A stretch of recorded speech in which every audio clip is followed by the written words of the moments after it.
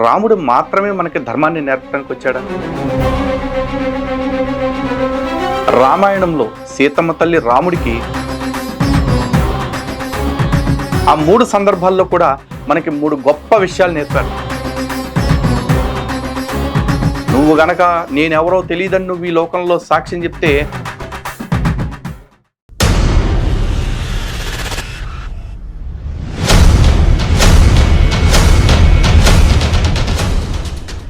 హిందూ బంధువులందరికీ జై శ్రీరామ్. రామాయణం అనగానే మనకు గుర్తొచ్చేది విలువలు, ధర్మం. అయితే రామో విగ్రహవాన్ ధర్మ అంటారు. మరి రాముడు మాత్రమే మనకి ధర్మాన్ని నేర్పడానికి వచ్చాడా? కాదు. రామాయణంలో ఉన్న ప్రతి పాత్ర మనకి ఏదో ఒకటి నేర్పుతూనే ఉంటుంది. మరి ప్రతి పాత్ర ఏదో ఒకటి నేర్పుతున్నప్పుడు ప్రధాన పాత్రధారులైన రాముడు, సీతమ్మ వీళ్ళు మనకి ఏదో ఒకటి నేర్పుతూ ఉంటారుగా. సరే, రాముడి గురించి చెప్తే పితృవాక్య పరిపాలన, సత్యవ్రత పాలన, శరణాగత రక్షణ, ఇలా ఎన్నెన్నో. ఎందుకంటే రాముడు అంటే ఒక ఆదర్శవంతమైన కొడుకుగా, భర్తగా, స్నేహితుడిగా, అన్నగా, రాజుగా ఎన్నో రకాలుగా ఆయన అందరికీ ఆదర్శం. మరి సీతమ్మ తల్లి కూడా అంతే ఆదర్శం. అయితే సీతమ్మ తల్లి మనకి చాలా నేర్పించారు. వాటిలో కొన్ని ఒకటొకటి మాట్లాడుకుంటూ వెళదాం. ఈరోజు సీతమ్మ తల్లి గురించి ప్రధానమైన 3 అంశాలు నేర్చుకుందాం. ఎందుకంటే ఈ 3కి చాలా ప్రాధాన్యత ఉంది. కారణం, రామాయణంలో సీతమ్మ తల్లి రాముడికి 3 సందర్భాల్లో దూరం అయ్యారు. ఆ 3 సందర్భాల్లో కూడా మనకి 3 గొప్ప విషయాలు నేర్పారు. మనకి అంటే ఈ భూమి మీద బ్రతికే ప్రతి భక్తుడికి, భక్తురాలికి ఆవిడ కొన్ని విషయాలు నేర్పారు. అవి ఏంటి అనేది వరుస క్రమంలో చెప్పుకుందాం. మొట్టమొదటిసారి సీతమ్మ తల్లి రాముల వారికి దూరం అయింది ఎప్పుడు? ఆయన అయోధ్య నుంచి బయలుదేరినప్పుడా? కాదు. అరణ్యకాండలో బంగారు జింక కోసం సీతమ్మ ఎప్పుడైతే ఆశపడ్డారో ఆ ఆశ వల్ల మొదట భగవంతుడికి దూరం అయ్యారు. గత ఎపిసోడ్లో ఆల్రెడీ మీకు చెప్పా, సీతారాముల్ని ఎప్పుడు కూడా భార్యాభర్తలుగా మాత్రమే చూడొద్దు. భౌతికంగా చూస్తే అలాగే ఉంటుంది, కానీ తీక్షణంగా ఆలోచించి చూస్తే రాముడు పరమాత్ముడు తప్ప మరొకటి కాదు. ఆయన పూర్తిగా భగవంతుడు. సీతమ్మ ఆ భగవంతుణ్ణి పూర్తిగా నమ్ముతున్న ఒక భక్తురాలు లేదా భక్తుడు. అలాంటి సీతమ్మ భగవంతుడికి ఎప్పుడు దూరం అయ్యారు అంటే ఆ బంగారు జింక వల్ల కలిగిన వ్యామోహం వల్ల భగవంతుడికి దూరం అయ్యారు. ఇది మొదటిసారి. అయితే రెండోసారి సీతమ్మ తల్లి గర్భవతిగా ఉన్నప్పుడు వాల్మీకి ఆశ్రమానికి పంపించేశారు రాముల వారు. సరే, కొన్ని కథల్లో దాన్ని చాకలి నింద అని రాశారు. సినిమాల్లో, కొన్ని గ్రంథాల్లో ఎవరో ఒక ఊరు పేరు లేనోడు వేసిన నింద, వేగుల ద్వారా తెలుసుకున్న సమాచారాన్ని బట్టి సీతమ్మ తల్లిని పంపించేశారన్నారు. ఓకే, దాన్ని కూడా ఒప్పుకుందాం కాసేపు. అది 2వ సందర్భం. 3వది సీతమ్మ తల్లి రాముల వారికి శాశ్వతంగా దూరం అయ్యి భూమిలో కలిసిపోయిన సందర్భం. ఈ 3 సందర్భాల్లోనూ 3 గుణాలను సీతమ్మ తల్లి మనకి నేర్పించారు. అందులో మొట్టమొదటిది కృప. అయితే కృప అనేది ఎక్కడ మనకి ప్రదర్శించారు అంటే సీతమ్మ తల్లిని రావణాసురుడు ఎత్తుకుపోయి అశోక వాటికలో పెట్టినప్పుడు అశోక వాటికలో ఉన్న రాక్షస స్త్రీలందరూ కూడా సీతమ్మ తల్లిని నానా రకాలుగా దూషిస్తూ, దుర్భాషలాడుతూ, ఏడిపిస్తూ, పీడిస్తూ చాలా హింసలు పెట్టారు. నిజానికి సీతమ్మ తల్లి ఎంతో నలిగిపోయింది, శుష్కించిపోయింది. కానీ ఎప్పుడైతే త్రిజట అంటే విభీషణుడు కూతురు త్రిజటకు ఒక స్వప్నం వచ్చిందో, ఆ స్వప్నంలో ఎప్పుడైతే రాముల వారు సైన్య సమేతంగా వచ్చేసి లంక మొత్తాన్ని తగలబెట్టేసినట్లుగా తనకి కల వచ్చిందో, ఆ కల వచ్చిన వెంటనే తను మాత్రమే కాదు ఆ చుట్టుపక్కల ఉన్న రాక్షస స్త్రీలందరికీ కూడా తన స్వప్నం గురించి చెప్పి సీతమ్మ తల్లి దగ్గరికి వచ్చి శరణు వేడింది. ఎవరి వల్ల అయితే అంత కష్టాలు అనుభవించిందో సీతమ్మ తల్లి, ఆ రాక్షసులే వచ్చి అమ్మా మీ భర్త వల్ల నాకు ఎటువంటి కష్టం రాకుండా చూడు అని వాళ్ళు అడిగితే సీతమ్మ తల్లి ఒక్కటే మాట అన్నారు, నా భర్త శరణాగత వత్సలుడు. ఒక్కసారి నా స్వామి వచ్చిన తర్వాత గనక మీరందరూ స్వామి అంటూ శరణాగతి చేస్తే ఆ స్వామి ఖచ్చితంగా మిమ్మల్ని క్షమిస్తాడు, మీకు ఏ కష్టం కలగకుండా చూసుకుంటాడు అని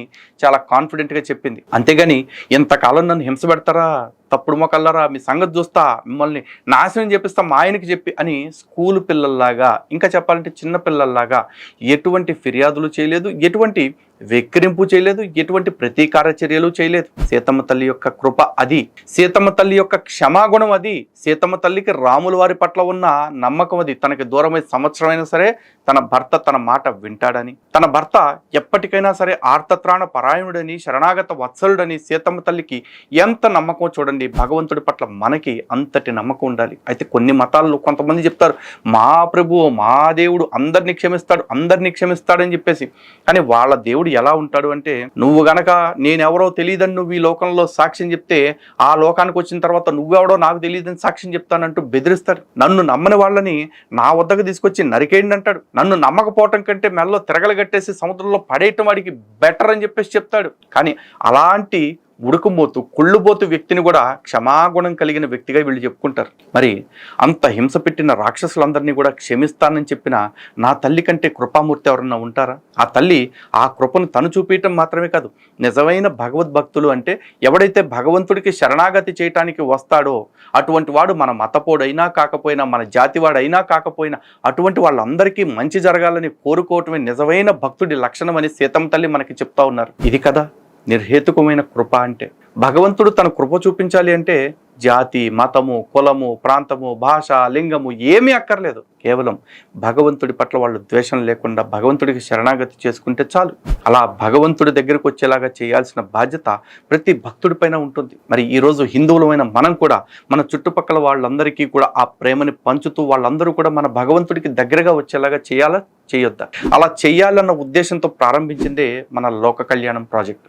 ఇక రెండవ సందర్భంలో సీతమ్మ తల్లిని వనాలకు పంపించేయమని స్వయంగా శ్రీరామచంద్రుడే లక్ష్మణస్వామికి ఆజ్ఞాపించాడు. అయితే ఆ సందర్భంలో కూడా సీతమ్మ తల్లి విపరీతమైన కష్టానికి లోనైంది. భగవంతుడే తనని దూరం చేసేసాడు అన్న బాధ తను తట్టుకోలేకపోయింది. ఆ సందర్భంలో కూడా సీతమ్మ తల్లి ఆత్మార్పణ చేసుకోవాలని అనుకున్నారు. కానీ వెంటనే ఆవిడకి వచ్చిన థాట్ ఏంటి, నా కడుపులో ఆల్రెడీ బిడ్డలు పెరుగుతూ ఉన్నారు, వీళ్ళు నా బిడ్డలు కాదు, శ్రీరామచంద్రుడి యొక్క వారసులు, దశరథ మహారాజు యొక్క వారసులు, కాబట్టి వీళ్ళని చంపటానికి నాకు ఎటువంటి అధికారమూ లేదు.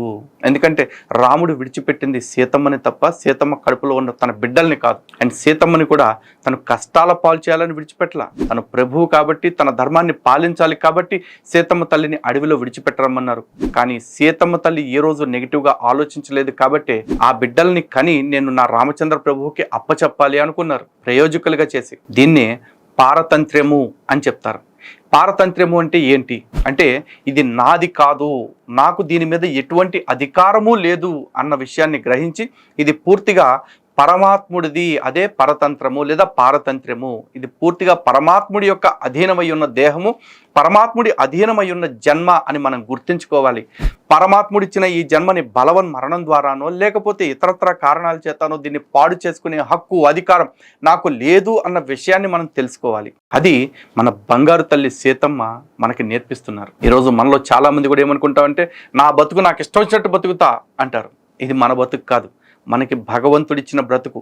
ఆ భగవంతుడిచ్చిన బ్రతుకుని నిజంగా మనం సార్థకం చేసుకోవాలంటే భగవంతుడికి నచ్చేలా, భగవంతుడు మెచ్చేలా మనం బ్రతకాలి.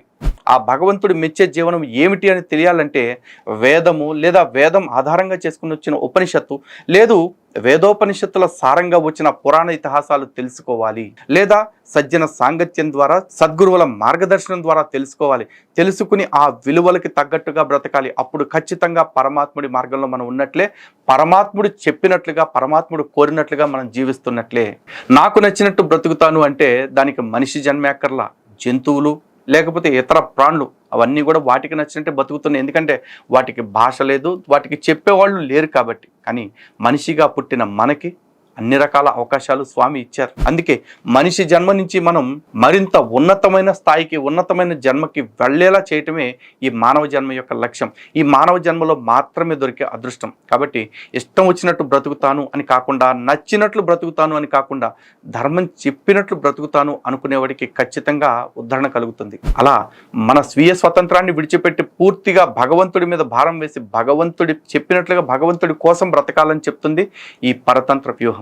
అది సీతమ్మ తల్లి రెండవసారి రాముడికి దూరమైనప్పుడు చెప్తున్న సందర్భం. ఇక మూడవసారి సంపూర్ణంగా శాశ్వతంగా రామచంద్ర ప్రభువుకి దూరమైపోయి తను తన తల్లి అయిన భూమాత ఒడిలోకి వెళ్ళిపోయారు. ఇక ఆ తర్వాత మళ్ళీ రాముల వారి వద్దకి వచ్చే అవకాశము లేదు, మరొకసారి దూరమయ్యే అవకాశము లేదు. ఈ సందర్భంగా ఆ తల్లి చెప్పిన మరొక వ్యూహమే అనన్యార్హత్వము. మొదటి గుర్తుంది కదా, కృప. భగవంతుడి యొక్క కృపని నేను అనుభవించడంతో పాటు నాతో పాటు ఉన్న భక్తులందరి చేత అనుభవింప చేయాలి అనుకోవటం భక్తుడి యొక్క లక్షణం. ఇక రెండవది పారతంత్ర్యము లేదా పరతంత్ర్యము. అంటే ఈ జన్మ లేకపోతే ఈ దేహము ఇది నాది కాదు, పరమాత్ముడి ద్వారా నేను పొందాను, పరమాత్మ ఇచ్చినది అన్న భావన కలిగి ఉండటం. ఇక మూడవది అనన్యార్హత్వము. అంటే దీని మీద అధికారము భగవంతుడికి తప్ప మరెవ్వరికీ లేదు. నేను భగవంతుడికి తప్ప మరెవ్వరికీ చెందిన దాన్ను కాదు, లేదా భగవంతుడికి తప్ప మరెవ్వరికీ చెందిన వాడను కాదు అని ప్రకటించుకోవటం. అందుకే సీతమ్మ తల్లి రాముల వారికి శాశ్వతంగా దూరం అయిపోయే సందర్భంలో ఒక అద్భుతమైన మాట చెప్పారు, అనన్యార్హత్వమును నిరూపించేది. అనన్యార్హత్వము అంటే ఆల్రెడీ చెప్పాను కదా, నేను ఆయనకు తప్ప మరెవ్వరికి చెందిన వాడను కాదు, లేదా చెందిన దానను కాదు అని చెప్పేది. కాషాయ వస్త్రములను ధరించి ఉన్న సీతాదేవి ప్రాంజలి అయి సభకు విచ్చేసిన వారందరినీ గమనించి అధోముఖి అయి క్రిందకి చూచుచూ ఇట్లు పలికెను, నా పతిదేవుడైన శ్రీరాముని తప్ప నా మనస్సునందు ఇతరుని తలంపుకున్నచో నా తల్లి అయిన భూదేవి నన్ను తన ఒడిలో చేర్చుకొనుగాక. నేను త్రికరణ శుద్ధిగా శ్రీరాముణ్ణి ఆరాధించుచున్నచో భూమాత నన్ను తన ఒడిలోనికి చేర్చుకొనుగాక. నేను శ్రీరాముణ్ణి తప్ప ఇతరుని ఎరుగని విషయం సత్యమే అయినచో భూమాత నన్ను తన ఒడిలో చేర్చుకొనుగాక. సీతాదేవి అట్లు శపథము చేయుచుండగానే దివ్యమైన ఒక మహా సింహాసనము భూమి నుండి బయటికి వచ్చెను. అది అద్భుతముగా నుండెను.